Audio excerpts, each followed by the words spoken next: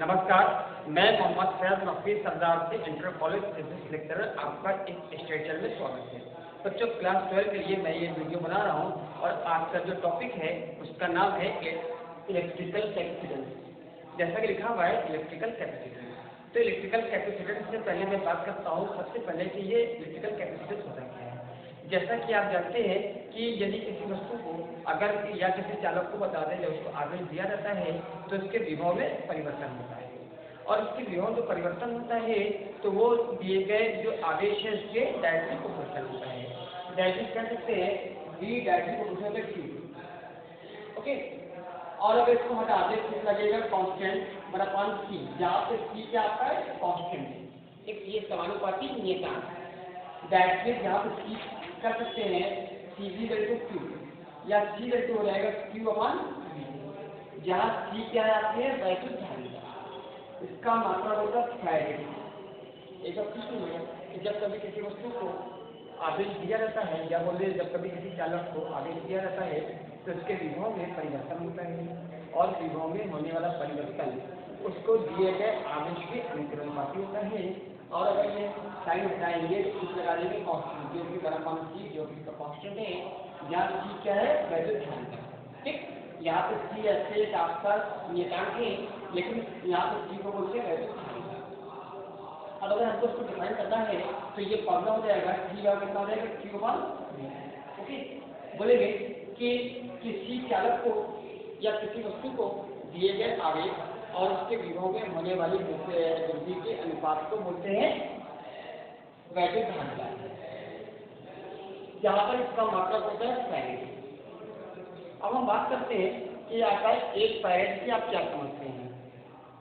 अगर आ जाए एक फैराड तो हो जाएगा, लिखेंगे कि वी हैव क्यू होता है सी बी, या सी निकालेंगे क्यू अपॉन बी, या तो कर दें क्यू अपॉन क्यू बराबर कितना हो जाएगा तो 1, ये ना। तो इसको हम कर सकते हैं कि एक फैराड बोलेंगे कि किसी चालक की एक फैराड धारिता, ओके, वो धारिता होती है जबकि उसके विभव में होने वाली वृद्धि उसको दिए गए आवेश के बराबर हो जाए, उसको बोलेंगे एक फैराड धारिता। राइट, अब अगर हम बात करें आगे बढ़े कि इसकी यूनिट एंड इसकी डायमेंशन क्या होती है, आइए देखें। सबसे मेन चीज है कि यूनिट एंड डायमेंशन। जैसा कि आप जानते हैं बच्चों कि पूरी फिजिक्स में हर चीज की यूनिट और डायमेंशन आपको निकालना जरूरी है। तो कैसे, आइए देखते हैं। सबसे पहले हमारे पास है वी हैव क्यू बराबर C V, that means C बराबर Q upon V. Okay, Q का मान मात्रक क्या होता है आप जानते हैं कूलाम में। वेरी गुड, मैं देख रहा हूँ जो बच्चे सामने बैठे अपने कर रहा है, बहुत अच्छा, शाबाश। इसका हो जाएगा कूलाम अपॉन वोल्ट, राइट। और इसको चाहे कह दे कूलाम पर वोल्ट या कह सकते हैं फैराड, ऐसे लिखते हैं एफ फॉर फैराड, जानते हैं यहाँ पर क्या एफ फॉर फैराड। ओके, आइए अब अगर हम बात करें इसकी डायमेंशन।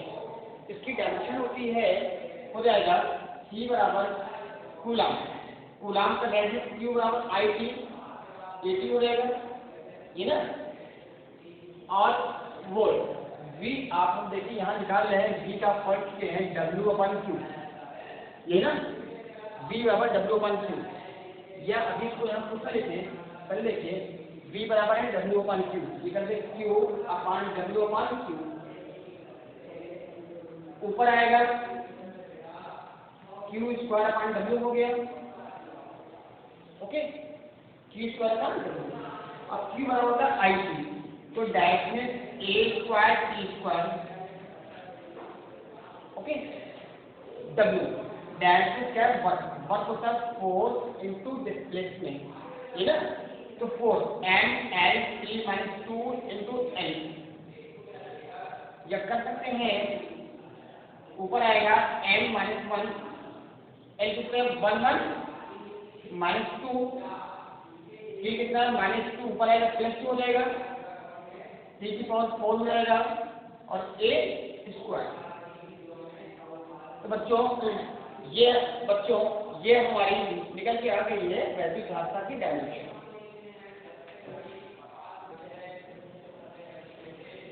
बच्चों जो हमारा नेक्स्ट टॉपिक है, जैसे लिखा हुआ है विद्युत गोली चालक की धारिता, capacitance of an isolated spherical conductor. Okay, that means इस गोली चालक के पास और कोई चालक उपस्थित नहीं। तो आइए बात करते हैं, लिखेंगे लेट।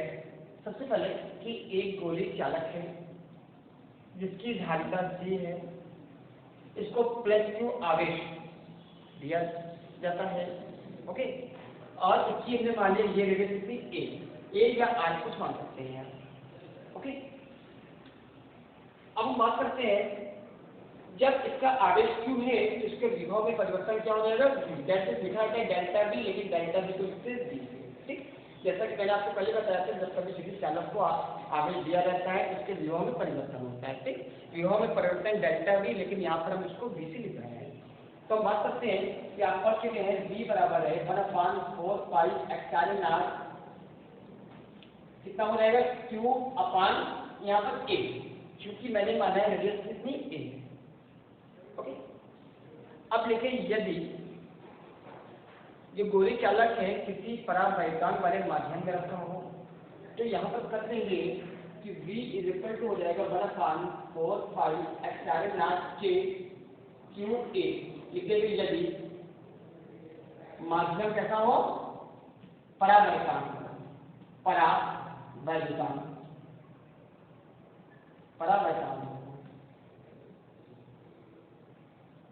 ओके,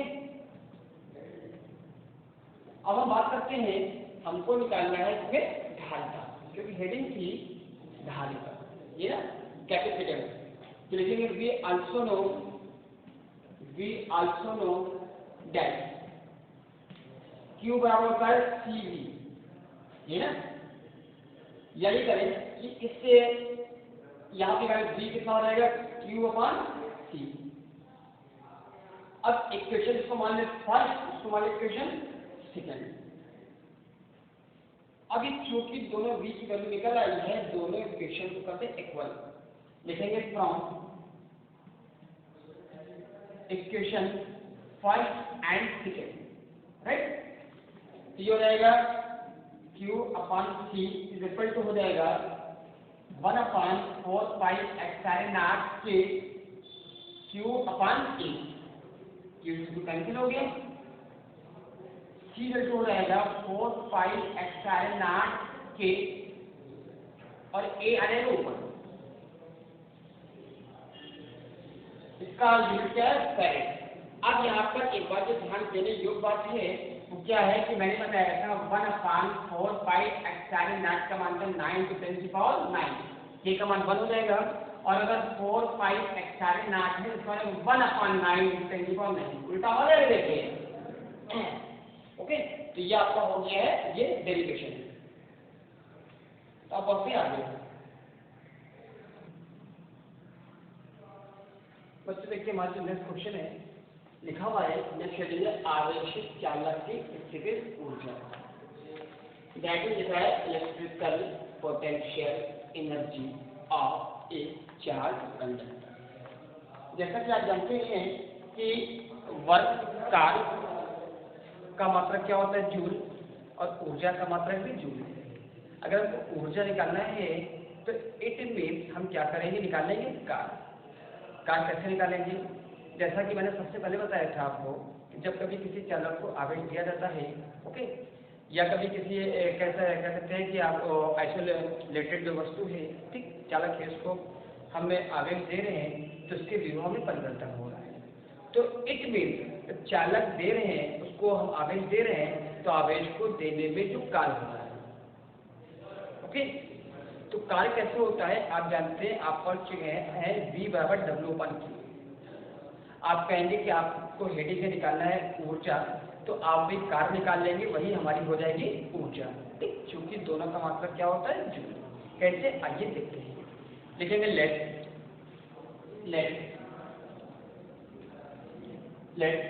किसी चालक को, लेट किसी चालक को Q आदेश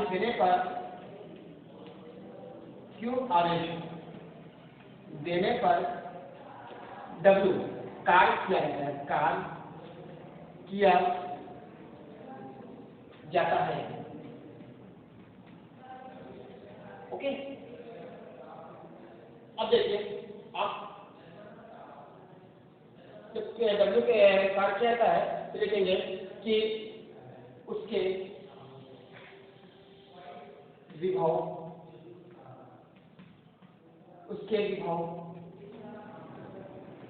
में V परिवर्तन होता है। ओके, जैसे पहले मान लीजिए आपका कितना था 0, अब कितना हो गया इसका V, राइट। तो आपने पढ़ चुके हैं V बराबर W अपॉन Q होता है। V बराबर W अपॉन Q पढ़ चुके हैं आप, या W इक्वल हो जाएगा V इंटू Q, राइट। अब हम यहाँ पे क्या करेंगे कि विभव को ले लेंगे औसत विभव। क्यों? क्योंकि जैसे मैंने बताया कि परिवर्तन V हो रहा है, एक बीच पहले कितना था 0 था विभव और अब कितना हो रहा है V, राइट। तो इसको हम ले लेंगे W, यहाँ ले लेंगे AB, that means average potential, average into Q। Average आप जानते हैं क्या होता है, just half of the sum of the initial and final, प्रारंभिक और अंतिम के जोड़ का आधा। तो मैंने माना था कि हमारा शुरुआत में जो विभव है वो कितना 0 है, अब कितना हो रहा है V, तो डेट मींस हो जाएगा 0 plus V upon 2 into Q। W equal हो जाएगा, इसको निकालने हाफ QV कर सकते हैं। ओके, अब लिखेंगे यदि कार की ऊर्जा हो, लिखेंगे यदि कार की ऊर्जा हो तो U इक्वल हो जाएगा half QV। Okay, R Q बराबर कितना होता है CV, कर सकते हैं U बराबर हाफ CV इंटू V। भाई Q बराबर CV कर दिया। मैं चाहूंगा कैमरा मैन पूरा देखिए, जो बच्चे बैठे हैं क्या नीचे फॉल्ट आ रहा है। U equal okay half CV square, ठीक, एक पॉइंट हो सकता है। फिर करना है R, okay half CV square, या कर सकते हैं आपकी रखा करने Q की वैल्यू और रखते हैं V की वैल्यू, कितना था U बराबर हाफ QV, या कहते हैं U बराबर हाफ Q ऐसे रहेंगे, V की वैल्यू कितनी हो जाएगी, देखिए ये होता है Q बराबर CV, तो V हो जाएगा Q अपॉन C, ये ना, तो यहाँ रख दें Q ऐसे रखिए इंटू Q अपॉन C, तो U रहेगा half Q square upon C। ये आपकी हो गई स्थितिज, ये आपकी हो गई स्थितिज ऊर्जा।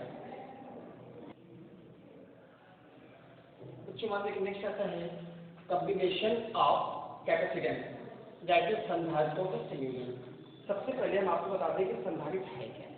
संधारित्र ध्यान रखिएगा, बोलेंगे कि capacitance is a device by which we can increase the capacitance without any changing of the size of the conductor. क्या मतलब हो गया कि बोलेंगे संधारित्र एक ऐसी युक्ति है जिसके द्वारा हम किसी चालक के आकार में बिना परिवर्तन किए हुए उसकी धारिता को बढ़ा सकते हैं। अब हम बात करते हैं इसका कॉम्बिनेशन। इसके कॉम्बिनेशन दो होते हैं, एक है श्रेणी क्रम में और समांतर क्रम, ठीक, और भी आगे बताएंगे, पहले हम आपको बताते हैं श्रेणी क्रम और समांतर, ठीक। अब हम बात करते हैं सबसे पहले श्रेणी क्रम, इन सीरीज हम चाहते हैं श्रेणी क्रम। तो हम शुरू कर रहे सीरीज में, ओके श्रेणी क्रम। सबसे पहले लिखेंगे लेड, देखिएगा लेकिन लेड 3 प्लेटें जो कि श्रेणी क्रम में जोड़ी गई है, ओके, जिनकी धारिताएं C1 C2 C3 है तथा इनके आवेश +Q -2 +Q -2, ओके, और इनके विभवांतर V1 V2 V3 है। कुल विभवांतर कितना हमने माना V, तीन संधारित्र की प्लेटें जो कि श्रेणी क्रम में जोड़ी गई हैं, जिनमें धारिताएं जैसे C1, C2, C3 हैं, ओके, और उनके आवेश समय समान है और विभव V1, V2, V3 है। तो सबसे पहले क्या करते हैं, जो चीज अलग अलग है हम उसको बनाते हैं, ठीक, लिखेंगे कि टोटल पोटेंशियल, पहले का समझ गए हैं। अब यहाँ लिखेंगे टोटल पोटेंशियल, पोटेंशियल यानी कुल विभव कितना, तो V1 plus V2 plus V3, right. अब अभी हम फॉर्मूला पढ़ चुके हैं, Q बराबर CV, लिखेंगे V नोट डैश कितना है, Q बराबर होता है CV, तो V आएगा Q अपॉन C। अब इस वैल्यू को हम क्या करें, पुट करें इक्वेशन फर्स्ट में। इससे पहले मैं आपको आगे बता दूं, जो मैं बार बार कहता हूँ कि मेरा कैमरामैन नहीं बल्कि आप स्टूडेंट है, ठीक। आइए, तो V बराबर Q अपॉन C डैश से जाने देंगे पुट वैल्यू V इन इक्वेशन फर्स्ट, तो रहेगा Q अपॉन C, यहाँ पे Q upon C1 plus Q upon C2 plus Q upon C3, Q समान है, Q upon C, Q common लेंगे, 1 upon C1 plus 1 upon C2 plus 1 upon C3, Q से तो cancel हो गया, यहाँ पे आपको आ जाएगा 1 upon C is equal to 1 upon C1 plus 1 upon C2 plus 1 upon C3। बेटा देखिए यहाँ ठीक, दैट इज आपका हो गया श्रेणीक्रम का फॉर्मूला। ध्यान रखिएगा कि आ गया 1 upon C is equal to 1 upon C1 plus 1 upon C2 plus 1 upon C3, okay.